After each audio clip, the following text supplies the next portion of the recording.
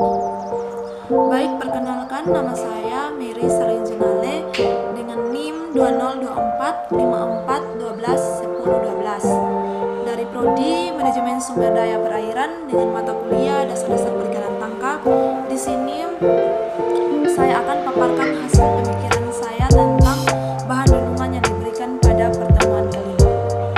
Selanjutnya, Peraturan Pemerintah Nomor 11 Tahun 2023 tentang penangkapan ikan terukur atau PIT yang merupakan kebijakan pemerintah demi mempercepat penerimaan negara bukan pajak PNBP sektor kelautan dan perikanan yang selama ini dianggap terlalu kecil kontribusinya.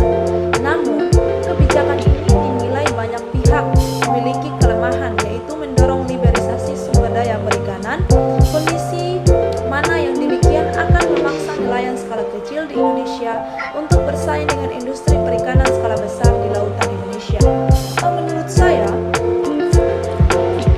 Menurut pendapat saya tentang peraturan itu, Peraturan Pemerintah Nomor 11 Tahun 2023 tentang penangkapan ikan terukur atau PIT merupakan niat baik pemerintah supaya ada tambahan pendapatan negara baik dari hasil laut dan perikanan, karena selama ini sektor ini dianggap terlalu kecil kontribusinya. Jadi dengan adanya PIT ini, negara bisa atur cara tangkap ikan yang lebih terukur sehingga tidak terjadi overfishing dan ekosistem laut tetap terjaga. Namun, tidak dapat dipungkiri dari sisi lain, nasib nelayan kecil mereka merasa khawatir dengan aturan ini. Jika aturan ini tidak diimbangi dengan adanya perlindungan dan pemberdayaan yang nyata terhadap nelayan skala kecil, maka kebijakan ini bisa mempercepat ketimpangan dan liberalisasi sumber daya perikanan. Karena aturan ini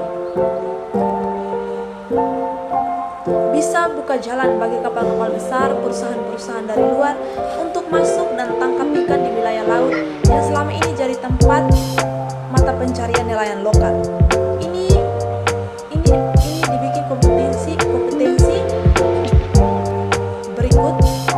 Di sini saya akan memaparkan pendapatan dari berbagai sumber bacaan yang saya baca. Menurut Kiara Rakwalis Rakyat untuk Keadilan Perikanan, Kiara menyatakan bahwa PIT cenderung menyederhanakan kompleksitas sosial ekonomi yang ada di wilayah pesisir.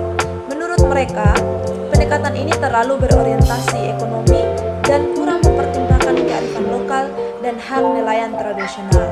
Dan yang kedua, pendapat dari Kementerian Kelautan Perikanan (KKP), dari sudut pandang pemerintah, PIT merupakan instrumen untuk menciptakan perikanan berkelanjutan dan memastikan agar hanya penangkapan sesuai kuota yang diizinkan. Menteri KKP menjelaskan bahwa sistem ini diharapkan dapat mencegah overfishing dan meningkatkan transparansi PNBP dari sektor perikanan tangkap.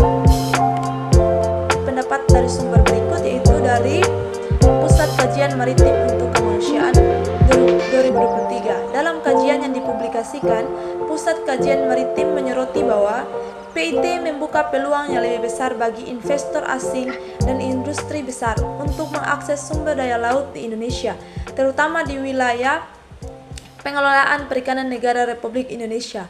Hal ini dikhawatirkan akan menciptakan ketimpangan akses dan konflik horizontal antara pelaku usaha besar dan nelayan lokal. Dan yang keempat itu dari sumber LIPI BRIN, Lembaga Ilmu Pengetahuan Indonesia. Dalam sebuah webinar, peneliti LIPI mengingatkan bahwa kebijakan PIT perlu diimbangi dengan sistem pengawasan dan evaluasi yang ketat agar tidak menjadi celah baru bagi eksploitasi berlebih oleh industri besar.